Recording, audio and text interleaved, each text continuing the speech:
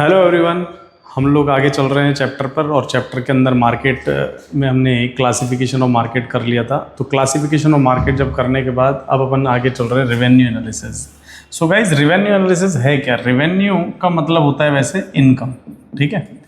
अब इकोनॉमिक्स के अंदर रेवेन्यू का मतलब होता है सेल्स, ठीक है। और बिजनेस के अंदर सेल्स हम लोग कैसे करते हैं? जब किसी भी चीज़ के अगर प्राइस को उसकी क्वांटिटी से हम मल्टीप्लाई कर देंगे तो हमारे पास रेवेन्यू आ जाएगा। जैसे सपोज करो कोई भी चीज़ 5 रुपए की है और आपने 10 पीस बेचे, ठीक है, तो टोटल आपके पास 50 रुपीज़ आ जाएगा। अब ये 50 रुपीज़ क्या है? यहाँ पर रेवेन्यू है, ठीक है।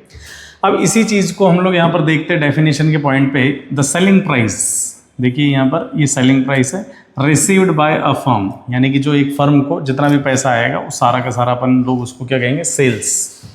यहाँ पर देखो हमने डाला भी सेल्स, और इसी सेल्स को हम लोग क्या करें? रेवेन्यू।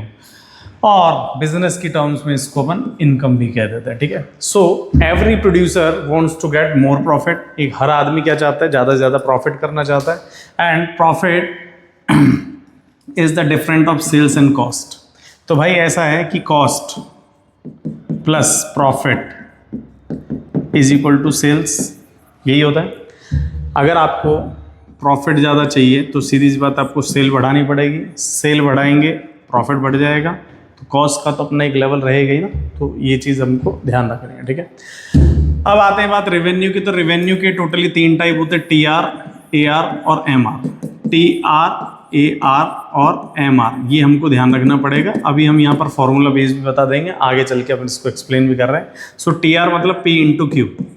किसी भी चीज़ का प्राइस अगर उसकी क्वांटिटी से डिवाइड कर देंगे तो हमारे पास क्या आ जाएगा? T R. ए आर, ए बोले तो एवरेज। तो हमने पूरी इकोनॉमिक्स में एक चीज़ बेसिक से सीखी है कि अगर हमको किसी भी चीज़ का एवरेज चाहिए, ठीक है, तो एवरेज अगर हमको चाहिए तो हमको क्या करना पड़ेगा? उसमें क्वांटिटी का डिवाइड करना पड़ेगा। So A R upon T R, ठीक है, ये हम यहाँ पर लेंगे। T R is equal to P into Q, और A R is equal to T R upon Q. अब यहाँ पर टी आर का मतलब क्या होता है? देखो यहाँ से P into Q upon Q. So Q से क्यू गया तो मैं कह भी सकता हूँ कि A R is nothing but P। A R is equal to P भी होता है, ठीक है। अब आते हैं बात एम आर पर, मार्जिनल रेवेन्यू। मार्जिनल रेवेन्यू का कैसे होता है? हमेशा delta T R upon delta Q. अगर यहाँ पर मार्जिनल प्रॉफिट होता, प्रोडक्ट होता, तो हम यहाँ पे क्या करते? Delta T P upon delta Q. अगर यहाँ पर मार्जिनल कॉस्ट होता तो क्या करते? Delta T C upon delta Q. अगर यहाँ पर मार्जिनल यूटिलिटी होता तो delta T U upon delta Q. तो जिस भी बार भी मार्जिनल वर्ड आ जाता है डेल्टा आ जाता है साथ में, और इसका मतलब होता है चेंज, ठीक है। अब आगे चलते हैं हम लोग।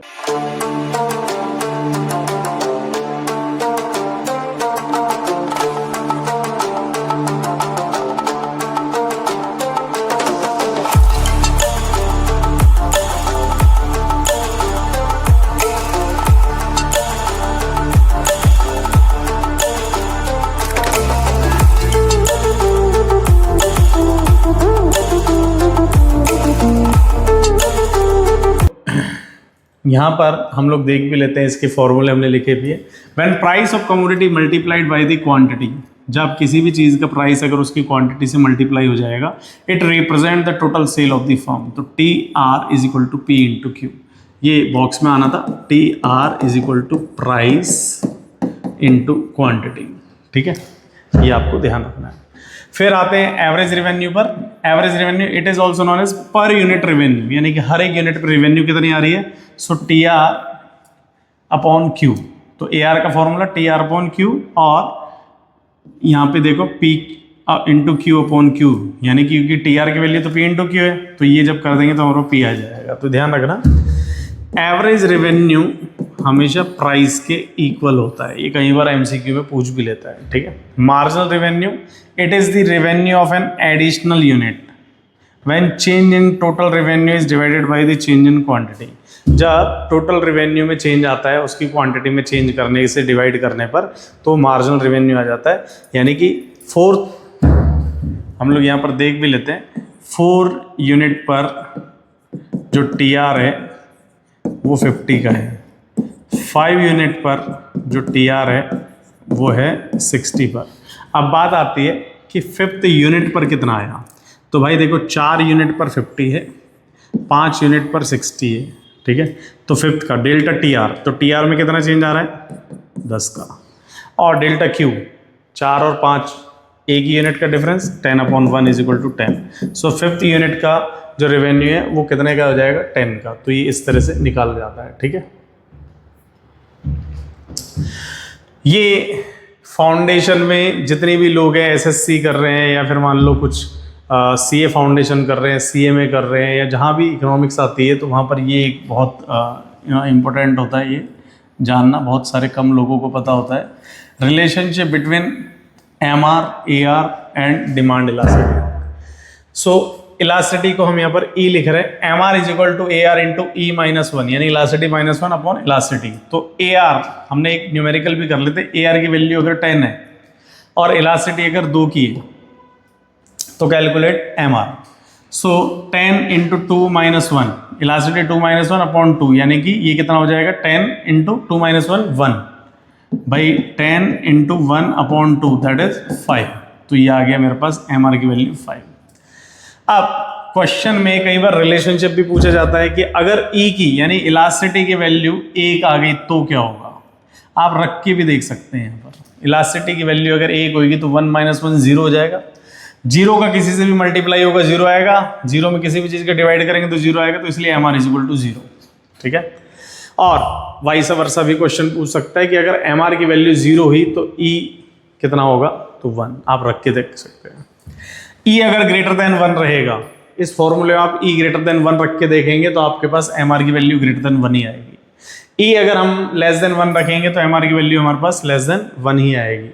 ई अगर हमारे पास 0 आएगा तो एम आर की वैल्यू इन्फिनिटी आएगी। तो ये चीज़ आपको ध्यान रखनी है कि ई का रिलेशन और एम आर का रिलेशन दोनों को हमको आपस में कनेक्ट करना है, ठीक है।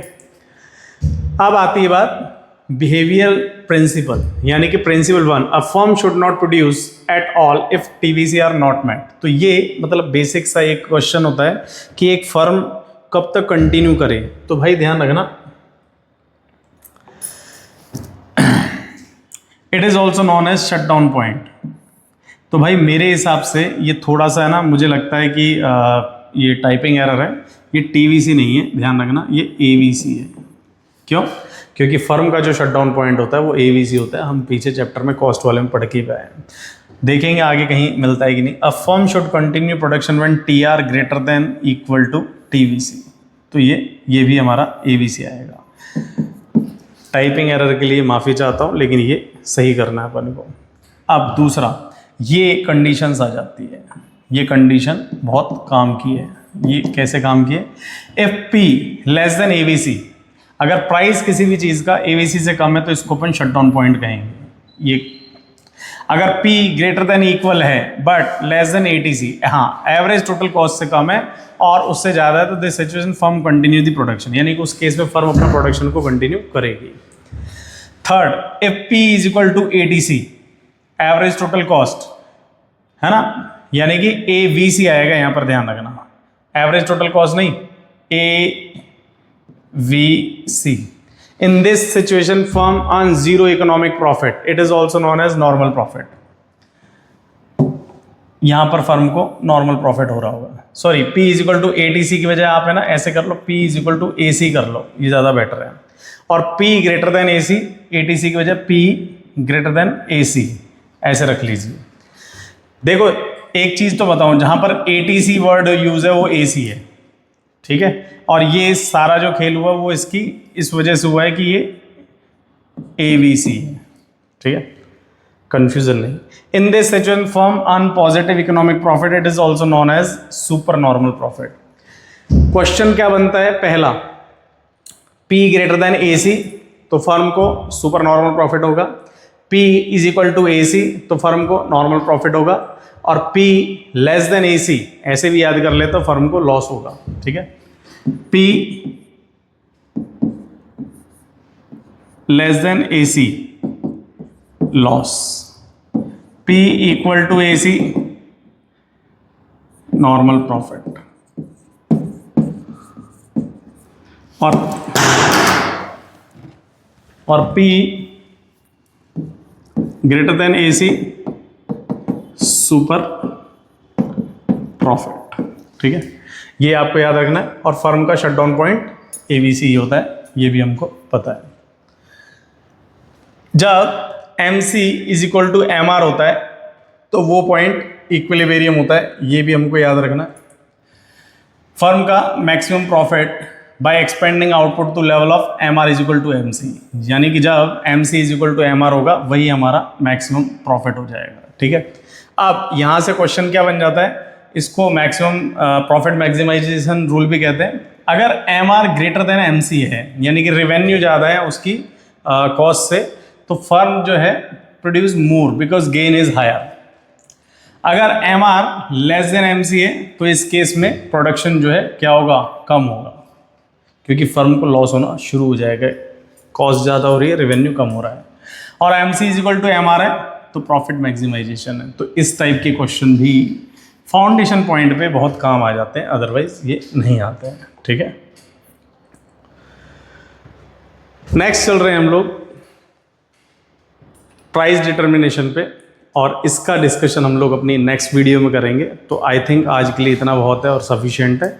यहाँ तक को पढ़िए, उसके बाद आगे ज़्यादा से ज़्यादा लोगों को शेयर कीजिए, वीडियो को लाइक करें, कमेंट करें। Thank you so much.